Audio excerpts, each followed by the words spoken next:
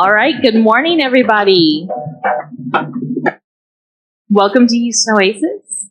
My name is Alexis Podman, and I'll be the MC today.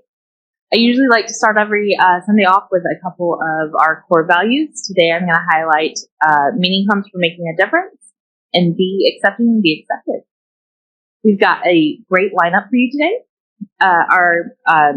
We'll have a couple songs from J.B. Zay, and our main talk will be by Chris Highland. All right. Our speaker today is Chris Highland. The title of his talk is Building Community in a World Divided by Beliefs.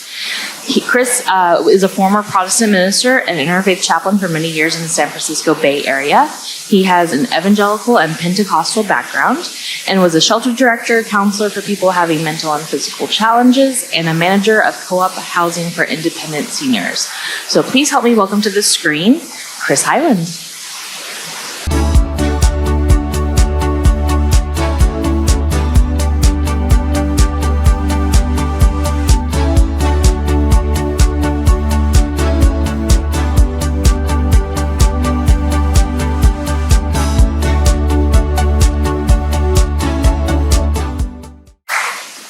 Thank you all. Good to be with you. Thanks, Alexis, for that introduction. Are we good, Abhishek? Yes, we're good. All right, good. And the song "Stand By Me" is perfect for what I'm talking about today, and just a whole sense of community. So it's good to be with you at Oasis today, even if only on screen.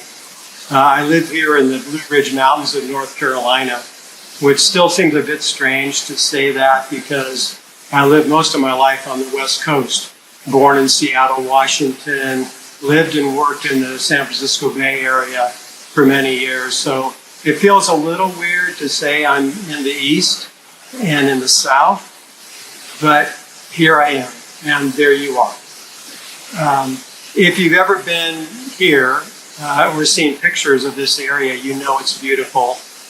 From the Blue Ridge Parkway over to the Smoky Mountains, the rivers, the waterfalls, more varieties of animals and birds than I've ever seen. So I think I've been converted, and I want to just confess that to you. I think I've been converted to the religion of beauty. And I don't know how many of you have been converted to that religion. That's pretty much my religion. And this is what secular means to me. To be living in a community of nature where all living things are interrelated in the here and the now, on this planet, right now. From North Carolina to Texas and far beyond. Beauty without end. Amen. You don't need to say amen. It's okay. Well, I should say we have almost as many breweries here, too, as we have black bears, the ones who wander by my windows here almost every day. Oh, good. I get to see you all. Hi.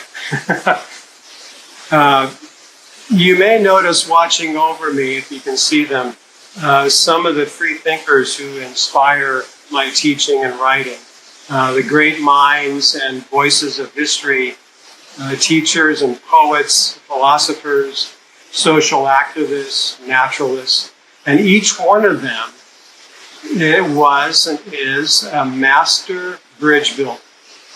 I sometimes call them secular saints because they bring the human community together and they show us what's possible.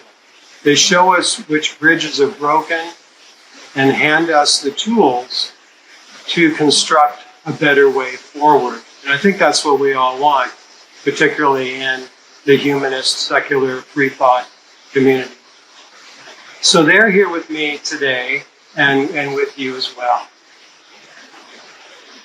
So I'd like to begin by sharing some mental images with you and see if you can identify the connections, the bridges in each of these.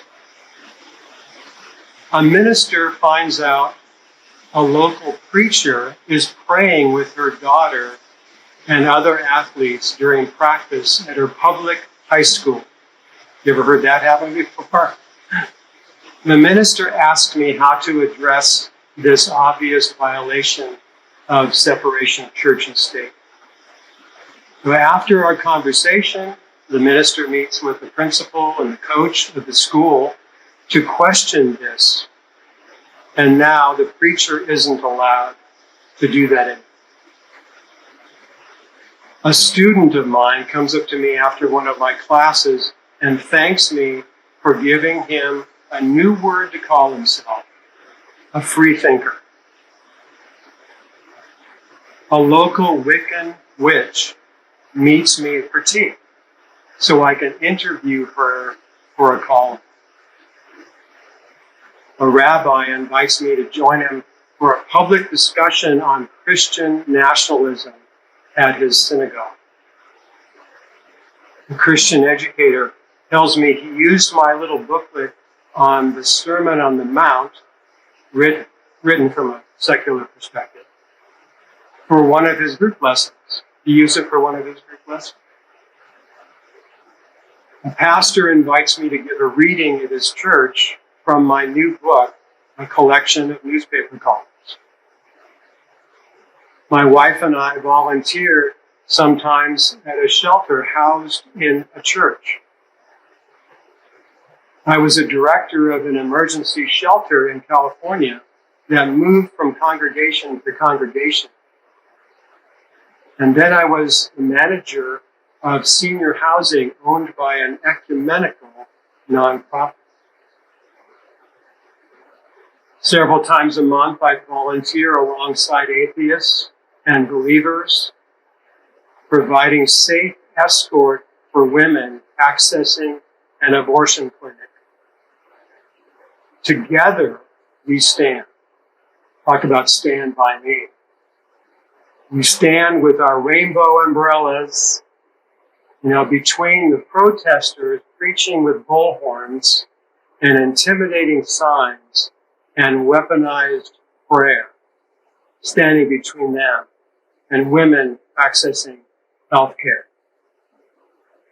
Okay, take a deep breath. Each of these experiences is an active building project, building bridges between people across the borders of belief, creating constructive connections that make a real difference in human lives. I've seen it, and I keep seeing it.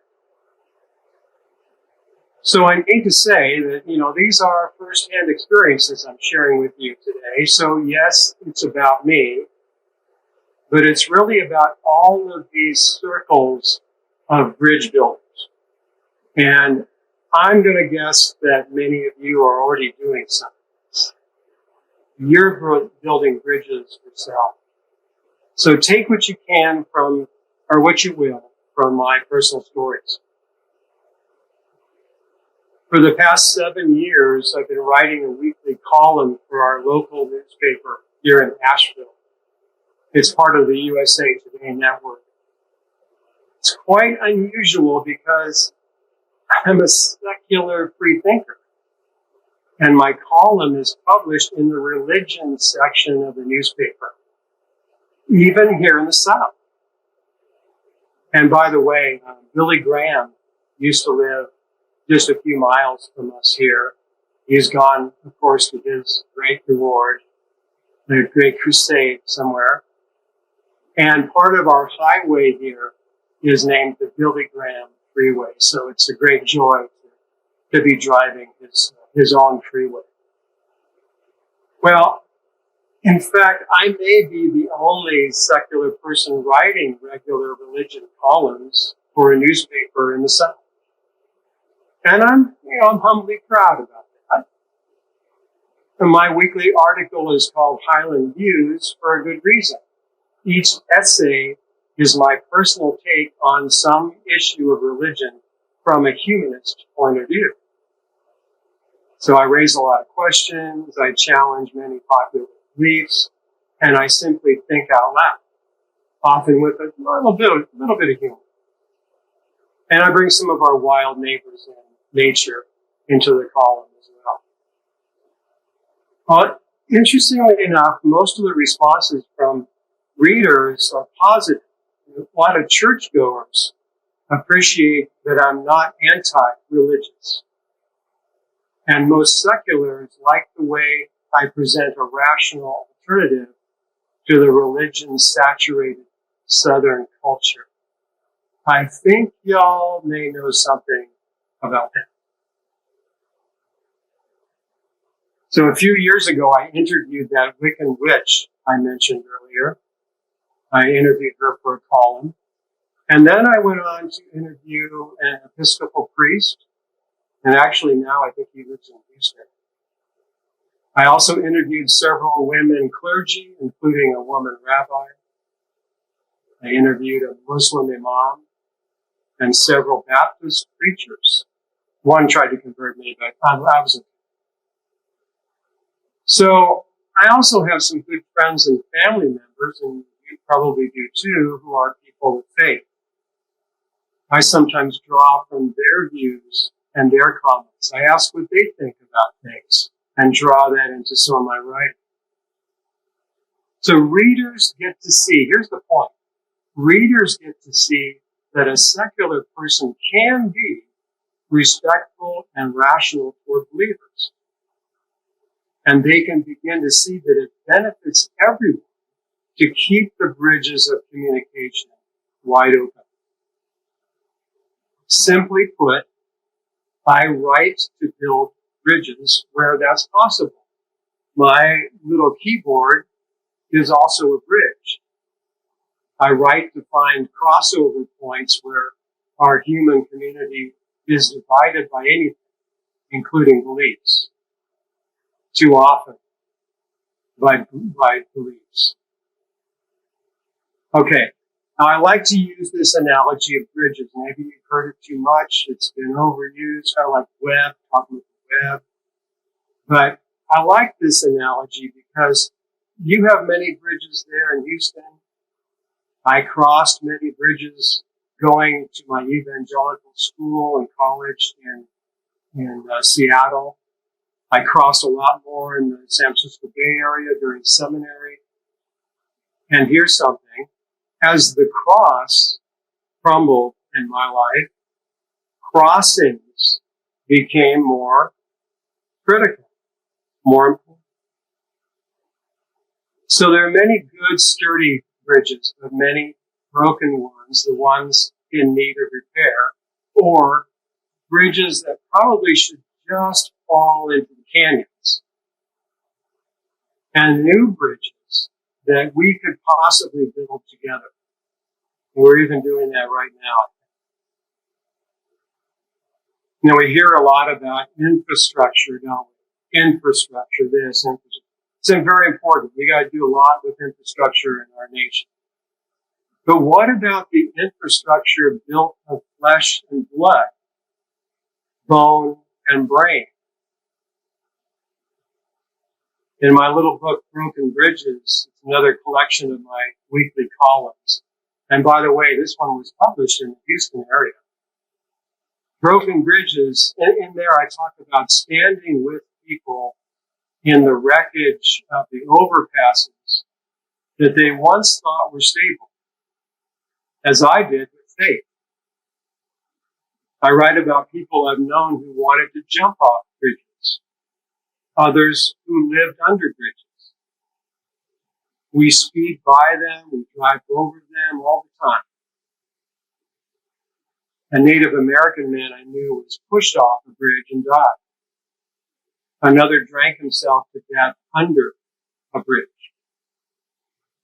Bridges can take us to a life with more light, or a dark place, even a place of death. So I don't have any illusions about this stuff. I'm not an idealist. You know, this is no game. This is no bridge game. In my evangelical years, some of you may share a little bit of my background. I wore a button to school, and it said, Jesus is the bridge over troubled waters. Remember that? Clever. But that bridge of youthful, even childish self-righteousness just didn't lead to light. It needed to crumble, to be dismantled. So I had to let it go. And when I finally saw many other bridges, I crossed over on a kind of a quest for questions.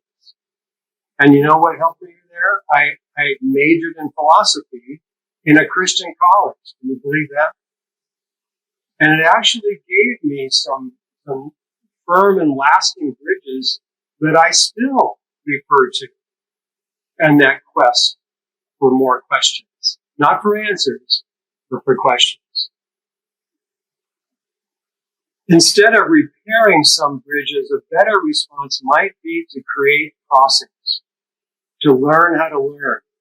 And that's by listening more than preaching. And then, the secular community can get into preaching too. Some of you probably think I'm preaching right now, which I kind of am. It's a kind of a secular sermon. I'm okay with that. So we need to read more, listen to more voices, and keep moving on to really discover more of the beauty in our secular world.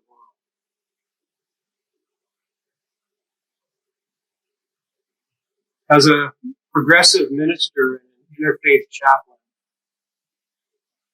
I was constantly hammering away to build bridges alongside others. I never did it alone. I was with church folk and street folk. I was with congregations inside shelters and jails, and congregations on the outside in the free world. I think that was a true free thinkers building project. All of those things. Maybe bridges that lead to an oasis of some kind. And our chaplaincies were models of what I call co-concepts. I write about this a little bit in the book Broken Bridges. Coalition, collaboration, cooperation, communication, commonality, and maybe even if we're lucky, a little bit of community. It's not easy, but it's just essential. And what I saw, and I continue to see, is that these co-concepts become co-actions that really can change things, can change the way we think, sometimes change the way we live. Co-laboring is not to tear down everything, but to tear down what doesn't work and build up what does work or what might work if we just give it a try together.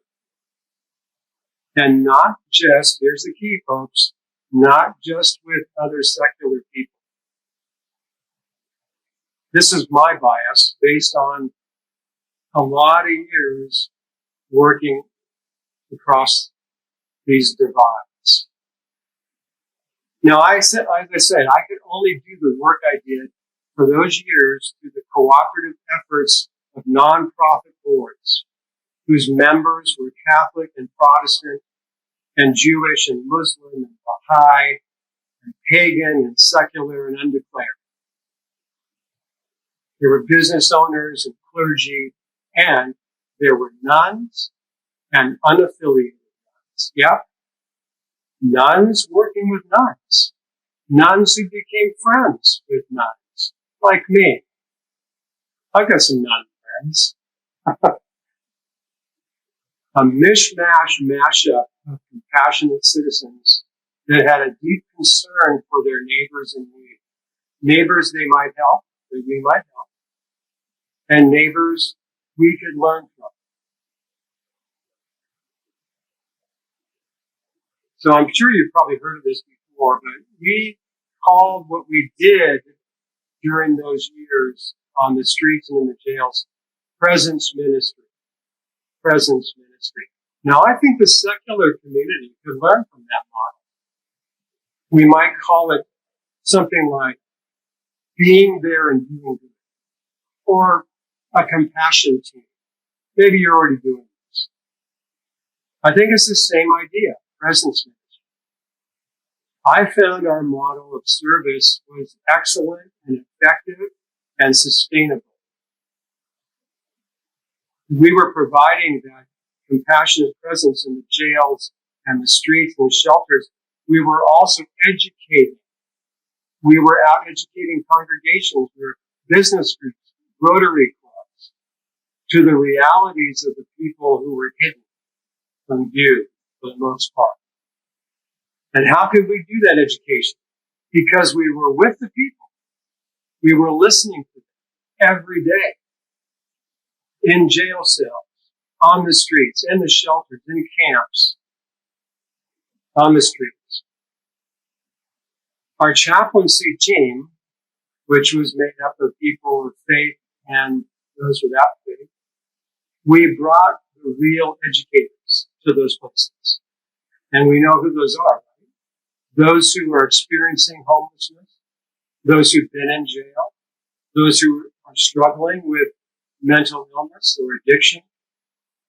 We took those folks to the congregations and business groups all over the county, all over the Bay Area, to tell their stories, to read their poetry, to sing their songs in their words, not mine, and not necessarily religious.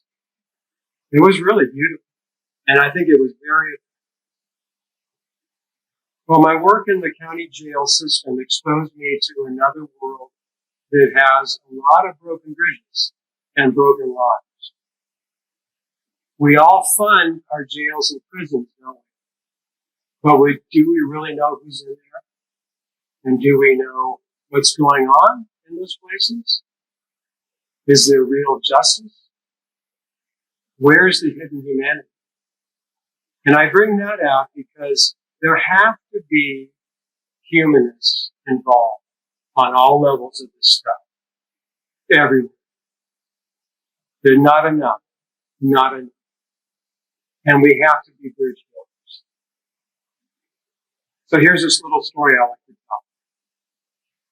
One afternoon, I walked down the cell block to see two men talking. This is when I was a jail chaplain.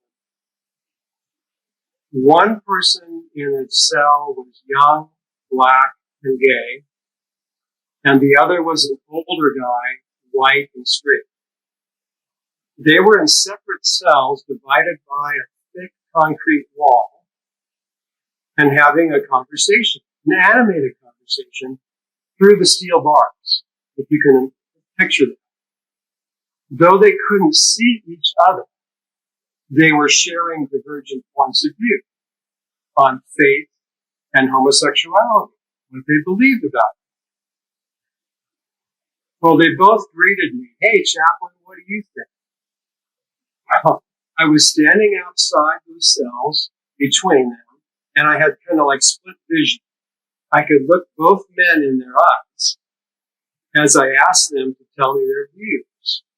And then I affirmed the goodness of their conversation. Well, later on, we've always had interfaith gatherings in the county jail. So later on, both of those guys came and sat together in our service because we mostly just discussed things, sang songs with a guitar, a brother. So I hold on to that image, and maybe you will too. You know, that whole picture inside a jail, the wall between, but not thick enough to divide humanity from one to the other, but not divide two people from each other or from me. And I got to witness that. And then I got to go out and tell the story like I just did to you. It's a good story. It needs to be told. Walls that divide, even walls in the head, can become bridges if we repurpose them for more of a free movement of bodies and minds, and even beliefs. Even beliefs. Well, bridges go both directions, don't they? You're helped as you help. You teach, you learn. Basic stuff here. You have a knowledge to share and a whole lot of ignorance to be aware of. This is what I kept learning and keep learning over and over because I need to. This is the education I never got in college, in seminary, in church, It's not a wisdom you get from books or traditions. So along this chaplain path, released from jail to become a street chaplain, I met someone who was also building bridges, an ordained minister as I was. Carol served as chaplain advocate for the immigrant community. Then Carol took a position as the executive director of a very large Interfaith council. And I think you've got one of those in Houston, if I remember correctly, an Interfaith council. And I've been a member of that council for years, so she came and became the director of that. Well, we found we had common concerns and commitments, concern for vulnerable people, the poorest people, the most hidden. We are both committed to human rights and justice and inclusion and practical bridge building. Well, Carol was very progressive, and she still is.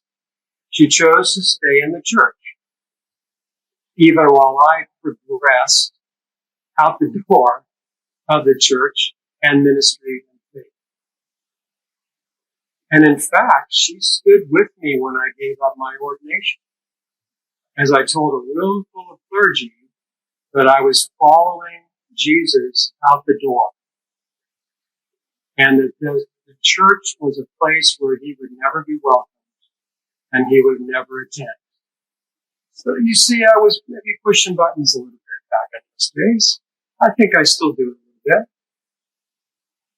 So as I relate in this book, Carol and I were married in a Zen Buddhist center in a ceremony officiated by 4 clergy: Buddhist, Christian, Jewish, Wiccan.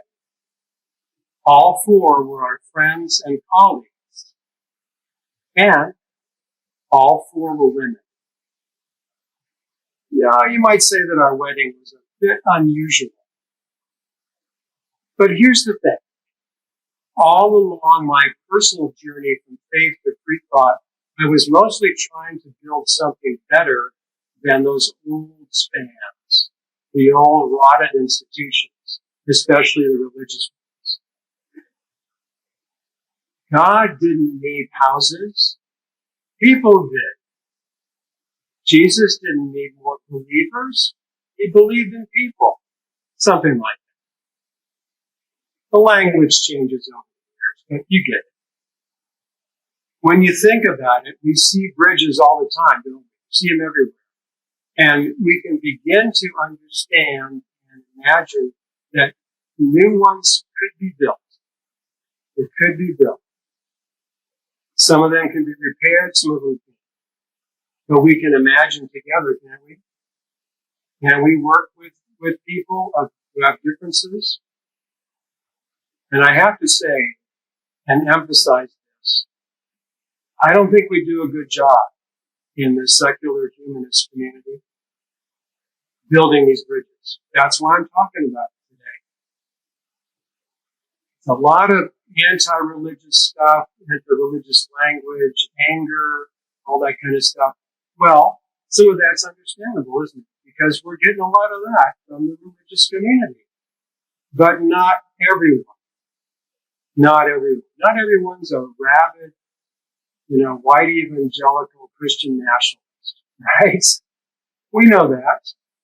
So that's why I'm talking about this today. I think it's important for us to remember that and to think about ways of building these bridges. Another way I've been involved in doing this is teaching here on the campus of the University of North Carolina. My students are older people, mostly. Many are well-educated, privileged, live in nice houses. But they're curious people. They're curious. They're open to listening to new ideas and to practice critical thinking with me. I love them. And quite a few of the students read my newspaper columns and my books. I have taught classes on free thinkers, some of these folks looking over my shoulder here, from Thomas Paine to Robert Ingersoll, Francis Wright, Lucretia Mott. There's two women we ought to know in the secular community, Frances Wright and Lucretia Mott. Frederick Douglass, Walt Whitman, Thoreau, Emerson, John Muir, all these kind of people. I just taught a class on Carl Sagan. And in the fall, I teach a class on the Roman Stoic Seneca from a secular point of view. And along the way, I give presentations on the dangers of Christian nationalism. You all get to hear from Brad Amici next week. Wow, you're going to forget all about what I said. He's great. Next Sunday, by the way, I'm speaking at a local church on the threat of Christian nationalism to Christianity and to democracy. So you see where this is going? See what's going on? My most engaged students are a mix of atheists and agnostics and Jews and Christians and who knows what. There's a whole lot of who knows whaters out there, right? Maybe you're one of them. Who knows what? What are we going to call ourselves? So I think that's great to have that mix. Lots of bridge building possibilities. The dialogue is a bridge, exchanging ideas to gain something we call wisdom. Not a bad thing to aim for. That's the thing about wisdom. Wisdom naturally builds bridges. It makes those connections. It seeks those connections. Creates relationships. I'm not saying that's comfortable. It's rarely comfortable. But I think it's essential. So if I'm preaching anything, that's what I'm preaching. So here's my final code word for you for today. Conclusion.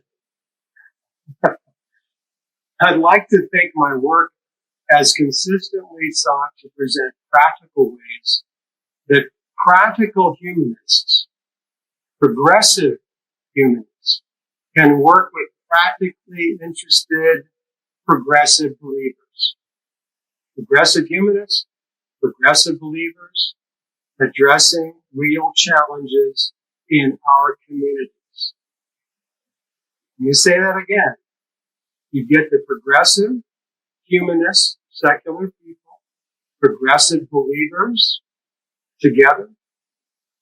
A lot of good stuff can happen. And I used to work with evangelicals too, to open shelters. When we opened shelters in congregations, the first congregation to offer their space was an evangelical church, and another one did later on. And those pastors became friends of mine. They knew I was secular, but we were focused on the same thing. We could build that bridge and do something positive, constructive, and beautiful with that. So I would urge all of us not to waste more time being antis. Now, this is controversial. I get a lot of pushback sometimes for this, but I don't call myself an atheist. Yeah, I don't believe in anything supernatural, but I don't like the word atheist. It's a word that says, this is what I'm not. I'm not a theist. I could go around telling everybody I'm not a theist, but I don't want to be anti. I don't want to be known or identified as an anti. So why not be pro-bridges, pro-ho? Keep the co-concepts in mind. Practice a healthy humanism that welcomes the diversity and cooperation. Creating those living bridges that are open to everyone, atheist and theist, faithful and free thinker. Well, I'm sure that many of you are already doing these things, involved in human service, diverse education, learning from a variety of voices, like today. Maybe some of you are involved in inter-community chaplaincies of some kind. Or maybe you're thinking about doing it. I'm sure you have writers and thinkers and creative artists of all ages who make it interesting and fun to be human together. What an idea. So I'll leave you with one hint. Listen for the story sharing on both sides of the bridges. Maybe even voices rarely heard. Those in the shadows, maybe under some of those bridges. Give an ear to the stories that call us to seek common ground and common good. It's a very humanist thing to do. And to do that whenever and wherever it's possible. I know it's not always possible. I know that. I've got people in my family that it's very hard to build those bridges. You know, just to say, well, I love you. That's good. But, it's hard. It's really hard. So look for those crossover points. Try to look forward together with other people, bringing people together like you're doing right now. And be progressive. Aggressive. I heard a little joke, a little line that said, I absolutely hate broken bridges. I just can't get over them. Yeah, right. Can't get over. You can't get over a broken bridge very easily. And yet, we can always find some way to bridge those divides. So grab a hammer and a nail and let's get to work. And I like to say, in good we trust. In good we trust. So thank you. Hi, I saw that you worked with seniors in cooperative housing. I was wondering if you could just say briefly how that worked. How did it run? And just a little bit about it. Thanks. Yeah, great question. Thank you. I was the manager of senior housing. It was for independent seniors for about 6 years. There's an ecumenical. Is there feedback? Okay. We're good. Okay. Ecumenical organization, and they knew that I was a secular person, but they were had operating 2 houses with seniors, independent seniors, for about 30 years before I came along, and it was just managed group of people trying to find ways of living together. So it was well funded. They owned the houses, and the ecumenical sense of it actually was, I think, a deeper meaning to what that word means in terms of a world house, managing the world, oikosmene, the ecumenical idea. So they had put that into, into a real concrete, meaningful creation with these houses. And I don't know what else to say. It was fascinating, it was frustrating, and they're difficult at times because you're trying to get people to live together independently, but cooperative. So you know what? I talked a lot about the co-words. That's where I first really got into co-words. So that was my experience. All right, we've got a question here in the back. Hi, Chris. Rich Andrews. Thanks for a great talk, and the book looks great too. I was wondering, I think it's important for humanists and secular folks to be highly visible in the community, which we sometimes are not. And so I appreciate what you're doing in a highly visible way and mixing with other folks and stuff. Have you seen, as you've put yourself out there with these secular humanist views, and I know you don't proselytize as such, but just by being visible, do you think you've seen any folks who have been kind of not previously exposed to these ideas and have gotten kind of intrigued with them? Yeah, thanks for asking. Yeah, I do see people who get a little puzzled sometimes, even some of our neighbors, people in my family or my wife's family. Her mom, last year, she went to church for many years. He was a very progressive thinker and came to a lot of my classes. But she was funny. She'd always say, I think Chris does believe in God. It's just he calls it something different. So I had to keep just laughing with her and gently saying, well, I really don't believe in anything supernatural. But yeah, to respond to your question more, I think people, particularly my classes, are open to another perspective, and many people have, as you know, questions that maybe they've never felt comfortable asking anywhere, and they don't feel comfortable, particularly in whatever religious tradition they've been in. Raise those questions and doubts, or to come out and say, well, I don't really believe that anymore.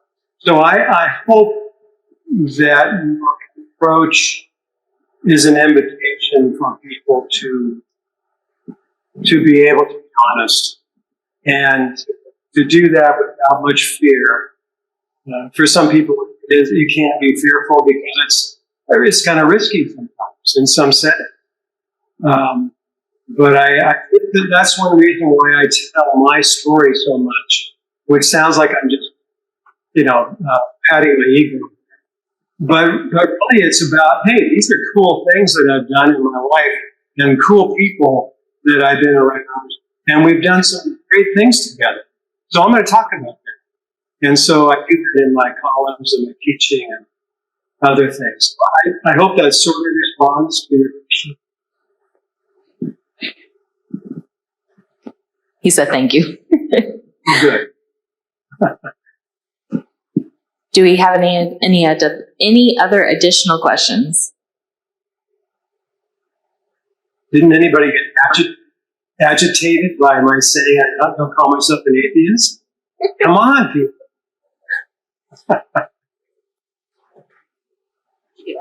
Yeah, I've been a member of the Clergy Project since almost it started back. I've been a member since 2012, I think.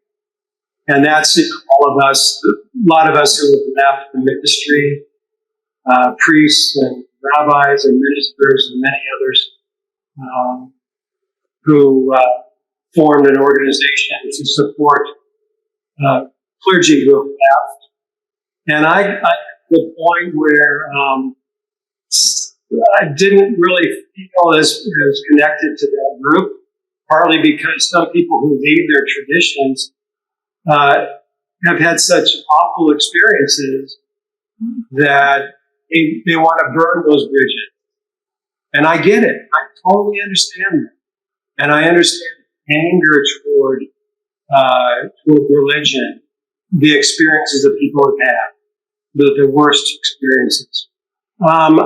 So I just want to tell other stories and not those bridges. You can let things go, but not turn around and say, well, you're all a bunch of idiots and you're delusional and I don't want anything to do with you anymore.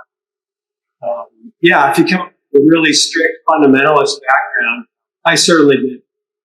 But there's a lot of good people out there, are people of faith who are doing some great things, and why shouldn't we join with them and get along with them, at least communicate, at least have conversation with them? Because we have some good ideas too, don't we?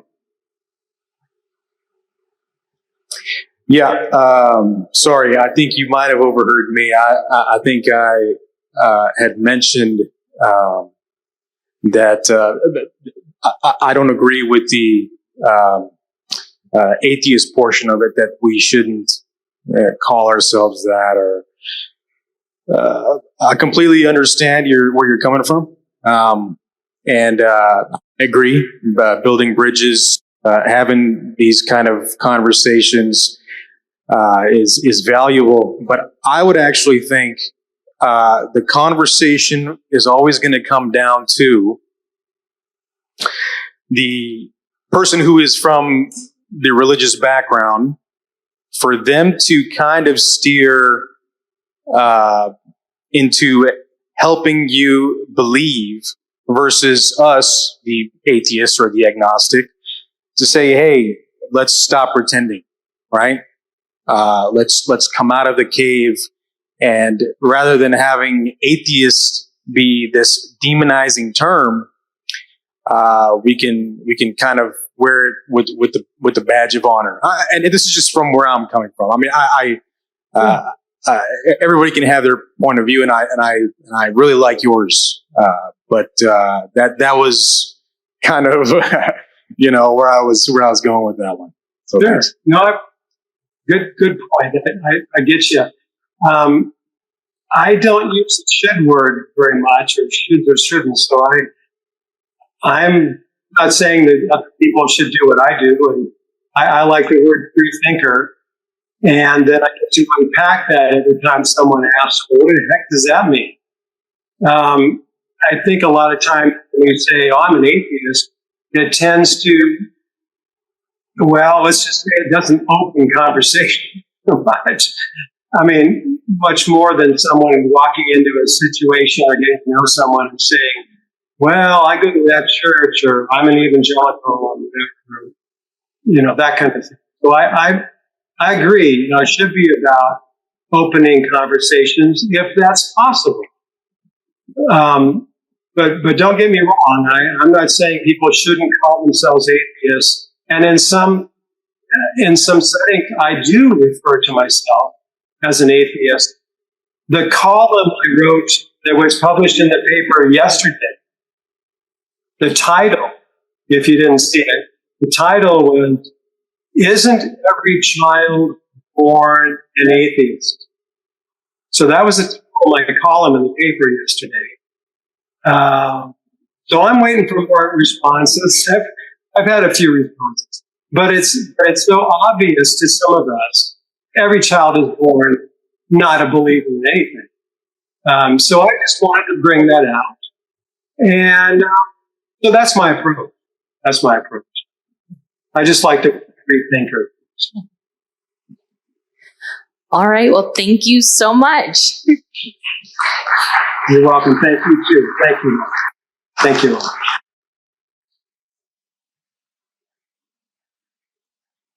Yes, thank you. We really appreciate you taking the time and speaking with us, and it was great. Thank you. I enjoyed it.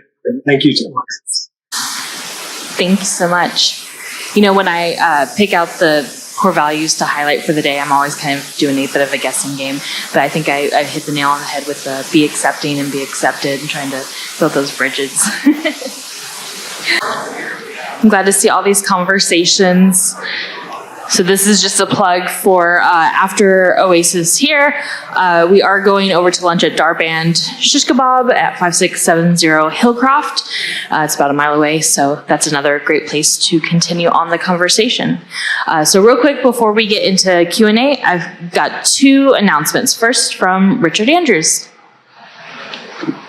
Hey folks, Richard Andrews, I'm the treasurer. I wanted to let you know that Chris Highland's book, published by Tim Sledge's company. Tim, raise your hand. We have it available in the back. Tim and Chris have very kindly donated a few books to Oasis. It looks like a great little book, and it's got big enough print that it's not hard to read and stuff like that. So it's in the back there. We're selling them to raise a little money for the Oasis for between $5 and $10. We're actually selling it for $5, but if you want to throw in an extra $5 or $6, that would be fine. We also have a a QR code in the back. It's also, I believe, on the back of the bulletin if you have that. And that's a survey. No, never mind. I guess it's on the inside of the bulletin, isn't it? Yeah. So the QR code, there's a donation QR on the back. Oh, the survey code is on the inside of the bulletin, or you can come back to the back table and do the QR code so we can get your opinion on how we can make things better here at the Oasis. Thank you very much.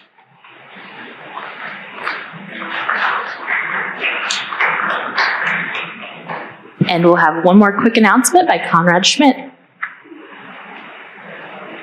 Hey guys, so a few weeks ago I did what's called a community moment here, and I want to see more of these, quite frankly. So community moment is basically like a 10-minute talk, it's going to be so a community moment's like a 10-minute talk or like a 10-minute rant about whatever the heck you want. It's really, really fun to see many, many different perspectives here, and I just want to see what weird topic are you interested or hyperfixated on right now? You know, like what possibly could everybody here be into? So at the back there is Jacob. He is raising his hand over there, and I would very strongly encourage you guys to go sign up for a community moment, because I want to hear a bunch of things from you guys, and hopefully we can get this this community moment thing back up and running again. Thank you.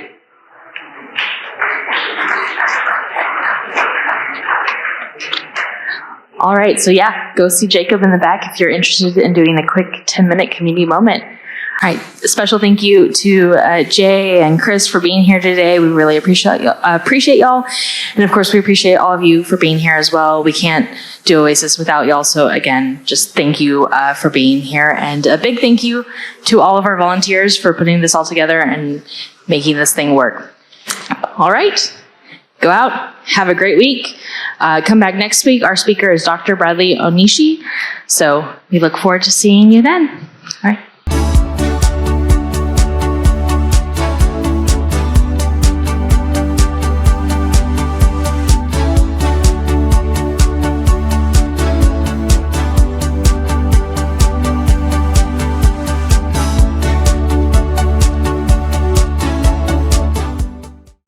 You need a friend.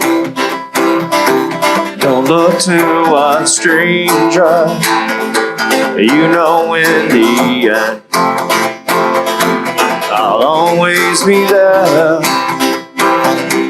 And when you're in doubt, and when you're in danger, take a look all around. I'll always be there.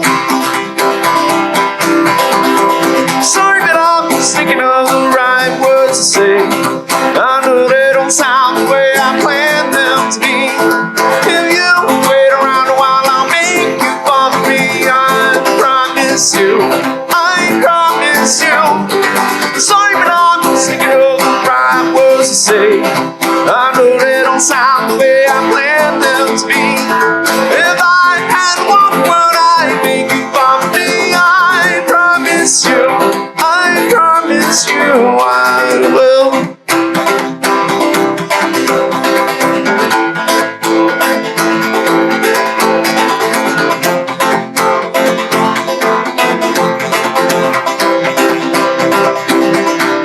When your day is through, and so is your temper, you know what to do. I'll always be there. Sometimes when I shout, it's not what's intended. These words just come out. Oh, and no right to bear. Sorry, but I'm thinking of the right words to say. I know they don't sound the way I planned them to be. If you wait around a while, I'll make you fun for me. I promise you, I promise you. Sorry, but I'm thinking of the right words to say. I know they don't sound the way I planned them to be. If I had one word, I'd make you fun for me. I promise you, I promise you I will.